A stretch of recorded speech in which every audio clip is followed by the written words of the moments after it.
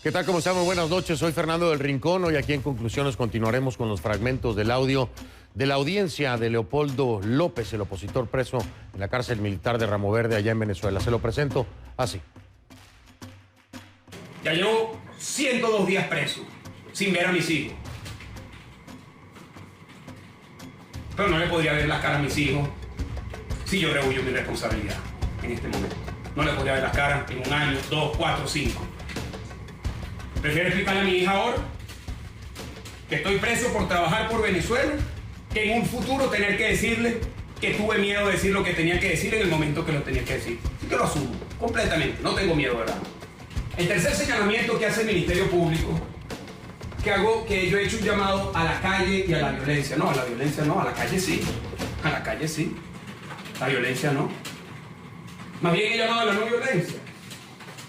Y como el Ministerio Público plantea como sus elementos probatorios de convicción en mi contra, mis propios discursos y mi cuenta en Twitter, esos son los elementos probatorios con análisis semiológicos y análisis de expertos en redes sociales, me remito a las palabras que el propio Ministerio Público está analizando. El 2 de febrero convocamos la marcha del 12 y convocamos a que se dieran asambleas en todo el país. Ese día 2 de febrero hubo cientos de asambleas en todo el país, pequeñas, grandes, en plazas, en casas, en calles, el pueblo debatiendo, hablando de la necesidad de cambio, como nos corresponde en democracia, como está planteado en la Constitución, lo que queremos cambiar. Si somos mayoría, pues rechazamos esa vocación de cambio. Digo, el 2 de febrero, esta lucha, hermanos y hermanos, tiene que ser y tiene que tener no solo una conducción, sino una metodología clara. Y esa metodología es la no violencia. La no violencia ha sido la lucha más eficaz que se ha inventado por los pueblos oprimidos. La no violencia no significa pasividad. La no violencia no significa agachar la cabeza. La no violencia no significa retroceder. La no violencia no significa tener miedo. La no violencia significa desafiar. La no violencia significa estar en las calles. La no violencia significa tener un estado de conciencia en donde no permitamos que nos manipulen desde el poder. Y nuestro sueño, nuestro compromiso es una mejor Venezuela. Eso lo dije 1000 veces.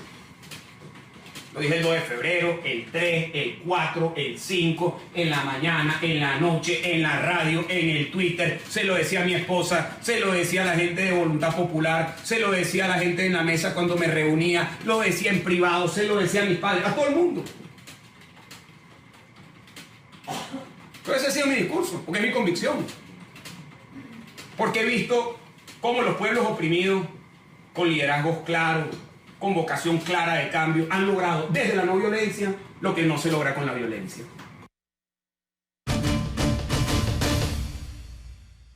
Así arrancamos y les recuerdo siempre sus comentarios a través de Twitter utilizando por favor la etiqueta para el programa de esta noche.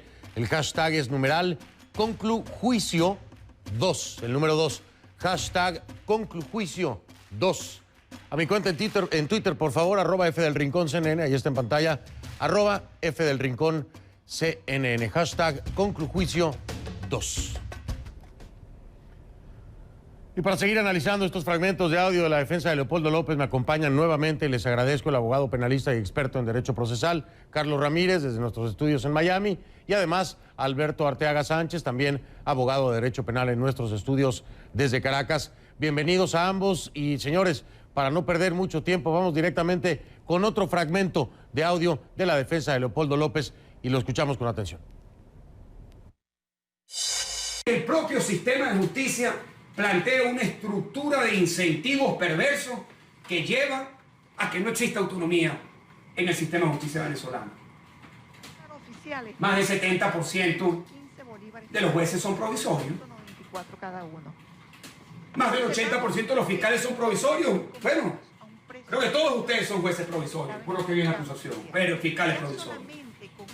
¿Qué significa un juez o un fiscal provisorio? Significa que no tiene autonomía. Y precisamente ese es el sistema que se ha diseñado y que se ha sembrado en Venezuela para que exista el control político del sistema de justicia. Ante eso también debe de haber una vocación patriota, nacionalista, constitucionalista, legalista, de decir, no cruzo la raya. Pero también eso depende de cada quien. ¡Venezuela! De la conciencia de cada quien. De cómo cada uno de nosotros miremos a nuestros hijos. De cómo cada uno de nosotros miremos a nuestro entorno. De cómo cada uno de nosotros miremos a nuestro futuro. De cómo cada uno de nosotros miremos el pabellón nacional. Y de cómo cada uno de nosotros nos veamos retratados en este instante. Todos. Este instante pasará, pero se evaluará. Se evaluará por la historia.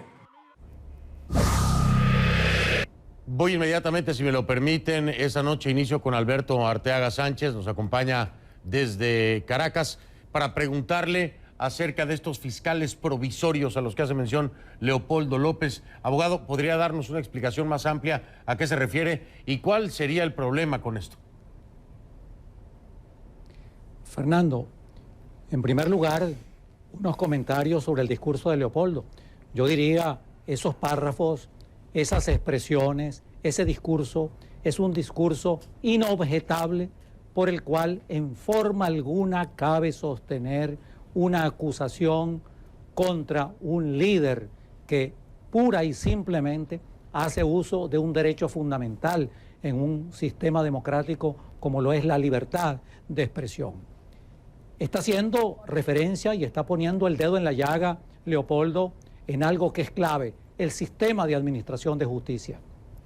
Jueces provisorios, fiscales provisorios, esto es, temporales, sometidos, y esto es lo más grave, a la presión, al miedo a quien ejerce el poder, porque tenemos ejemplos de lo que ha ocurrido cuando un juez cumple con su deber sencillamente, como el caso de María de Lourdes Afiuni. Es decir, vemos y tenemos que apreciar en cada oportunidad el mensaje Afiuni, el efecto Afiuni. Todo aquel juez que decida en un caso en el cual tenga intereses el gobierno, puede ocurrirle lo que le ocurrió a la juez María de Lourdes Afiuni. Los jueces están contra la pared. Ejercer el derecho, cumplir con su deber por parte de un juez puede significar un acto de heroísmo que puede sencillamente llevarlo a la cárcel pura y simplemente, y a un juicio e inclusive a una condena. Esta es la triste realidad que vivimos los venezolanos en este momento. Un poder judicial que no es independiente. Y hay aquí una frase que habría que recordar de un célebre procesalista uruguayo, Couture, que decía: cuando los jueces tienen miedo, ningún ciudadano puede dormir tranquilo. Esta es nuestra realidad. Tenemos no solo jueces sometidos a la presión del gobierno, sino un ministerio público encargado de las investigaciones, encargados de proseguir un juicio penal que en un caso como este, yo diría, han actuado contra los principios fundamentales del derecho penal, sí, contra lo que señala la Constitución, contra lo que señala el Código Orgánico Procesal Penal. Y algo que quisiera poner de relieve: el Ministerio Público en su acusación ha desconocido decisiones del Tribunal Supremo de Justicia, que ha fijado de manera clarísima qué significa ser determinador en un caso de comisión de delitos y qué significa instigar públicamente al delito. Hay decisiones concretas del Tribunal Supremo, sí, de la cual se aparta soberanamente, lisamente se aparta el Ministerio Público. Y habría que después llevarlo al plano internacional en lo que se debe considerar una instigación a través del lenguaje, con expertos peritos precisamente en el lenguaje, porque hay una legislación para que precisamente no se pueda convertir en algo tan subjetivo. Voy a regresar con la opinión de Carlos Ramírez, también abogado que nos acompaña desde Miami, después de que escuchemos otra parte más, otro fragmento de las declaraciones de Leopoldo López presentando su defensa. Quiero finalizar pidiéndole a la juez, y lo hago desde lo más profundo de mi corazón, que si aquí, señora juez, hay una necesidad por cualquier razón de mantener una privativa de libertad, que mantengan la privativa de libertad en mi contra, pero que dejen en libertad a esos jóvenes. Que dejen en libertad a esos dos jóvenes que hoy son causa de este juicio y que no merecen perder su juventud en un calabozo. No lo merecen. Yo le pido que desde lo más profundo de su conocimiento jurídico, de los hechos que se han relatado, de lo que han relatado los propios imputados, deje libertad a esos jóvenes, de lo más profundo de mi corazón. Yo, por supuesto, también abogo por mi libertad. Yo también quiero dormir con mi hija esta noche, con mi hijo Leopoldo, con mi hija Manuela. Quiero darle un abrazo a mi esposa Lilian. Yo también quiero eso.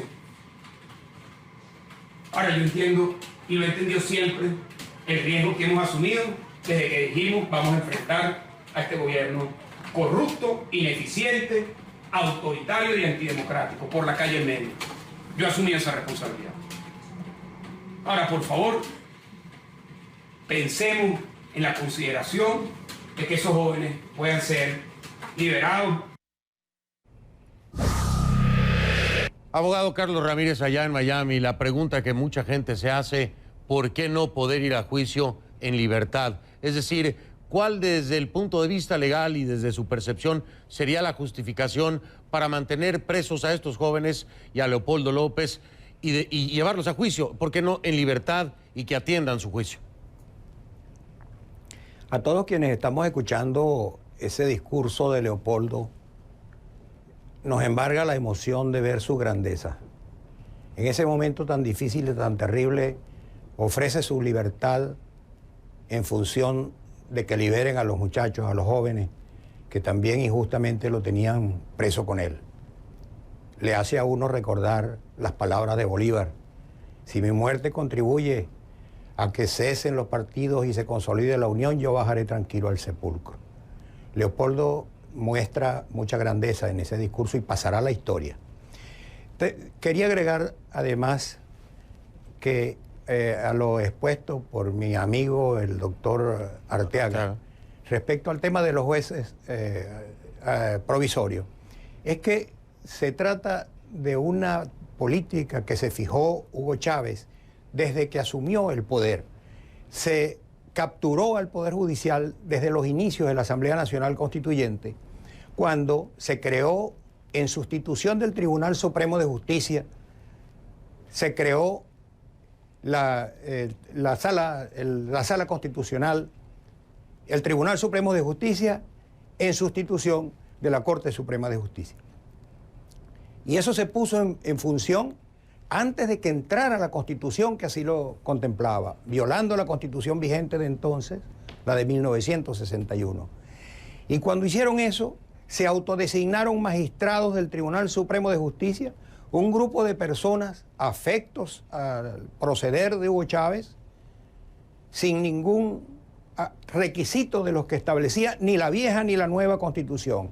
Sí. No fueron a ningún concurso, no presentaron credenciales, simplemente emitieron una sentencia en donde decía que como ellos eran unas grandes figuras del derecho y ya estaban en posesión del cargo,